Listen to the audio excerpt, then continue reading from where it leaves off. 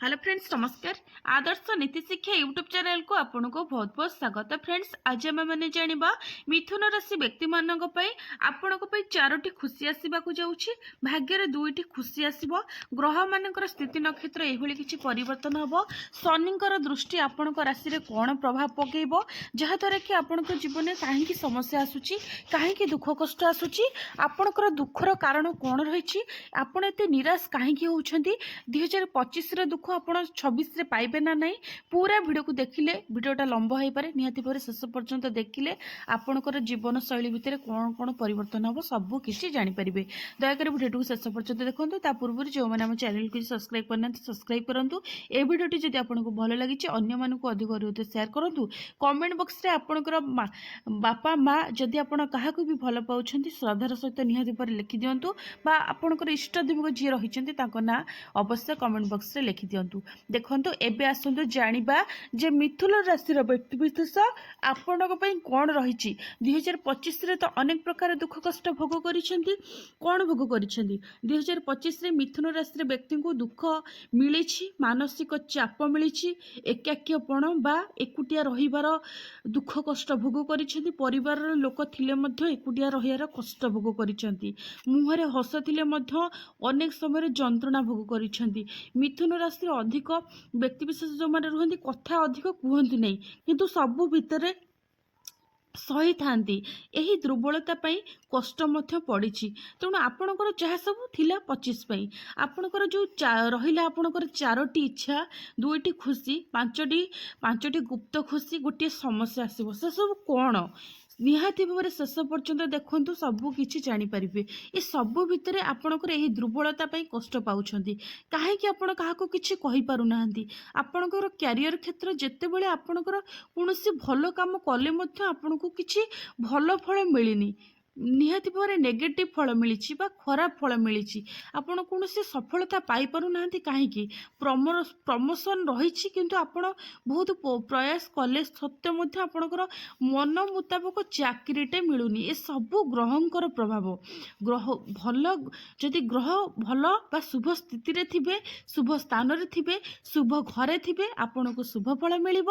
ଏବଂ ଅଶୁଭ ଘରେ ଥିଲେ ଅଶୁଭ ଦୃଷ୍ଟି, ଯାହାଦ୍ୱାରା କି ପାରିବାରିକ ଅଶାନ୍ତି, ବିଭିନ୍ନ ପ୍ରକାର ସମସ୍ୟା ଆପଣଙ୍କର ଆଖି ସାମ୍ନାରେ ଆସି ପହଞ୍ଚିବ। ଏହାର କାରଣ ହେଉଛି, ଦେଖନ୍ତୁ, ଯେମିତିକି କହିଲି, ଶନିଙ୍କର କଠିନ ପ୍ରଭାବ ବା ଶନିଙ୍କର ଦୃଷ୍ଟି, ଶନିଙ୍କର ନେଗେଟିଭ ଦୃଷ୍ଟି ବା ଶନିଙ୍କର ଖରାପ ଦୃଷ୍ଟି ପଡ଼ୁଥିବା କାରଣରୁ ଆପଣଙ୍କର ଜୀବନରେ ଅନେକ ପ୍ରକାର ସମସ୍ୟା ଆସିଯାଉଛି।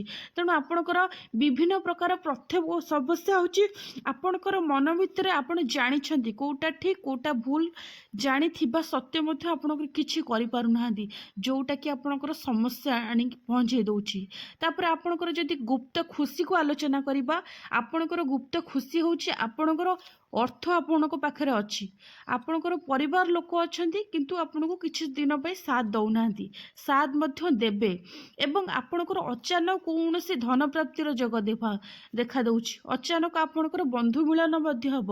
ଏବଂ ଆପଣଙ୍କର ଯାହା ବି କିଛି ଇଚ୍ଛା ରହିଛି, ଦେଖନ୍ତୁ, ଶନିଙ୍କର ଯେଉଁ 7.5ର ତୃତୀୟ ଚରଣ ଚାଲିଛି, ଯାହାଦ୍ୱାରା କି ଶନିଙ୍କର ଦୃଷ୍ଟି କାରଣରୁ ଆପଣଙ୍କର ସମ୍ପର୍କରେ କୌଣସି ତିକ୍ତତା ଆସିଛି, ଯାହାଦ୍ୱାରା କି ଆପଣଙ୍କର ସମ୍ପର୍କରେ ଗୋଟେ ଖୁସି ଆସିପାରୁନି, ପାରିବାରିକ ବିବାଦ ସୃଷ୍ଟି ହେଉଛି, ଶାଶୁ ବୋହୂ ଭିତରେ ପଡ଼ୁନି, ମା ଝିଅ ଭିତରେ ପଡ଼ୁନି, ଏହିଭଳି ମା ପୁଅ ଭିତରେ ପଡ଼ୁନି, ସ୍ୱାମୀ ସ୍ତ୍ରୀଙ୍କ ଭିତରେ ସମସ୍ୟା, ଏହିଭଳି ଶନିଙ୍କର ଦୃଷ୍ଟି କାରଣରୁ ଆସୁଛି।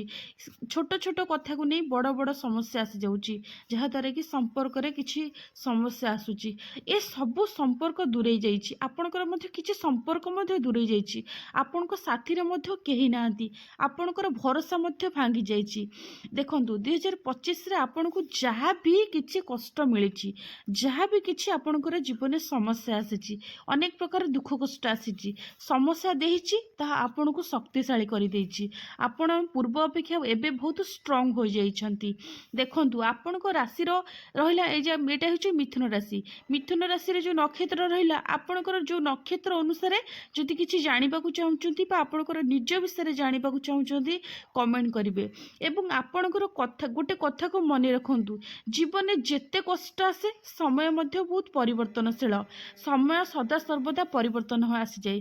ଯେତେ ସମସ୍ୟା, ଯେତେ ଦୁଃଖ ଭୁଲି ଯାଆନ୍ତୁ, भूली जातु दुख कष्ट देखु जिते समस्या आसला पर सुख आसे एवं आपणकर 2026 बहुत क्षेत्र में आप सफलता पाइबे कौन गुप्त खुशी आपण को पाखक आसब अचानक कौन सुसंवाद पाई बहुत खुशी अनुभव करेंगे एवं आपणकर जो स्वप्न रही आपणकर जो लक्ष्य रही आपण क्या कही ना आपणकर जीवन किसी लक्ष्य रखिंट गुप्त खुशी रखिंट से खुशी आपण को प्राप्ति हेब जिते बड़े सबू रास्ता आपणकर बंद हो जाऊँगी आपण भांगी पड़ुंट से भगवान नुआ रास्ता तैयारी करते केबे भी अधैर्य हुंतुनी धैर्य रखु आपण भितर सहिबार शक्ति रखु धैर्यवान हूँ सफलता निहाती भाव आपणकर चरण छुईब एवं आपण मैंने मन रखु 2025 आपणकर कौन सांसारिक बा पारिवारिक क्षेत्र में आपणकर लव लाइफ आपणकर दाम्पत्य जीवन चाकरी क्षेत्र प्रत्येकटी कार्य प्रत्येकर समस्या आसी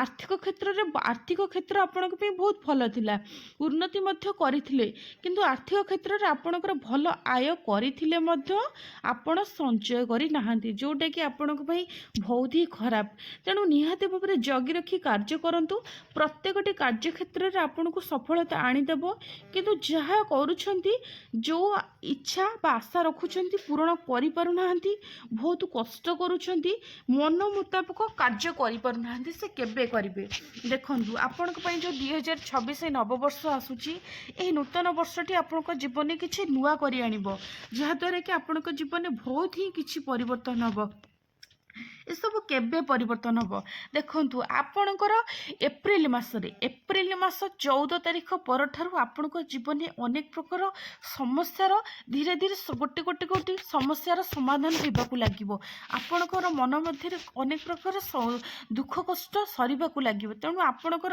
रहा आपणकर जो रहा आपणकर दुख कौन आसब आपणकर दुईटी दुख कौन आसब प्रथम दुख हूँ आपणकर टिके आर्थिक समस्या देखादेव सेकेंड दुख हूँ आपणकर शरीर असुस्थ रहिबो जेमती कि आपणकर मोटापण रहिबो एवं आपणकर जो डायबिटीज एही भली किछि समस्या आपणकर शारीरिक कष्ट शारीरिक जंत्रणा आपण भोग करिवे एही भली किछि निहाती जगी रखी कार्य कले आपण पे सफल हबो आपण जदि निज विषय जानिबा को चाहुचंती समस्तंकर तो प्रायतः मिथुन राशि थाए किंतु आपणकर जन्म मास तिथि नक्षत्र हिसाब रे गणा जाए एवं जन्मर समय मध्यरे तेणु आपण जदि निज विषय जानिबा चाहूँगी निहाती भाव में कमेंट बॉक्स रे कमेंट करंतु कमेंट करने द्वारा आपण मानकर सबू प्रश्नर आम उत्तर देबू जदि आपण मानक एही भिडियोटी भल लगी एही भिडियोटी को अन्य मानक अधिक अधिक शेयर मध्य कर दियंतु एवं आपणकर जहाँ भी किसी प्रश्न रही तो कमेंट करेंगे